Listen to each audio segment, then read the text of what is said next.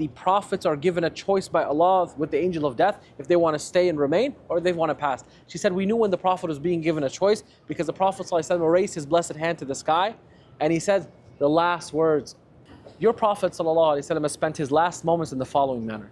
He was going through extreme pain because his body had been poisoned 4 years prior to that at the Battle of Khaybar. And Allah subhanahu wa ta'ala slowed the effects of that poison until it was time for his death. The scholars, they say, what is the wisdom behind that? They said that Allah wanted to also give him the status of being a martyr as well, because he was poisoned.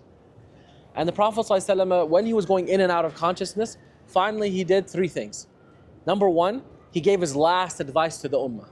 What was the last advice of the Prophet ﷺ? He said, As-salah, as-salah wa ma malakat aymanukum. The prayer. Worry about the prayer the most. Focus on your prayer. And وَمَا مَلَكَتْ أَيْمَانُكُمْ represents your permanent relationships, people who you're responsible over.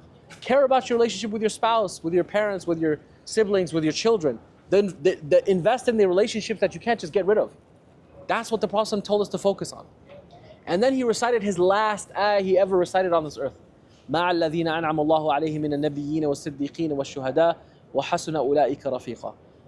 The Prophet ﷺ said, O Allah, in the company of those who you are pleased with, from the Nabiyeen, right? From the Prophets, the Siddiqeen, the truthful. We'll go back to the beginning, what we talked about.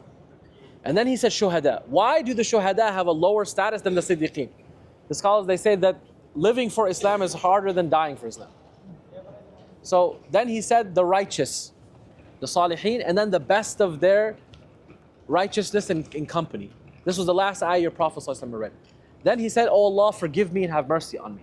And then Aisha radiallahu anha said that we knew that the Prophet Muhammad ﷺ was being given a choice because he said that the prophets are given a choice by Allah with the angel of death if they want to stay and remain or they want to pass. She said, we knew when the Prophet was being given a choice because the Prophet ﷺ raised his blessed hand to the sky and he said the last words that he said on this dunya.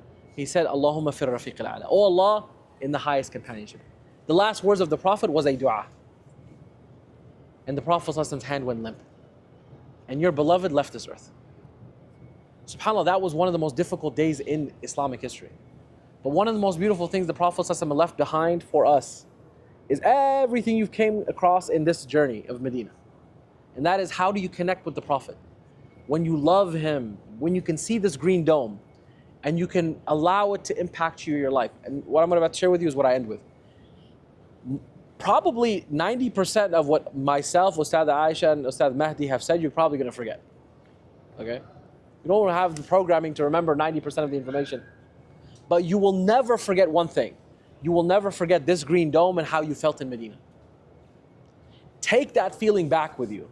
And when you go through difficulties, hardships, relationships, business decisions, important matters that you have to decide on, no lecture is going to help you, no sheikh you're going to remember. You're only going to remember this green dome and you're standing with the Prophet ﷺ. And the first thing you need to say is, this isn't worth it. Allow that moment to be transformative, because you will stand in front of the Prophet ﷺ one day as real as you're standing in front of his grave right now.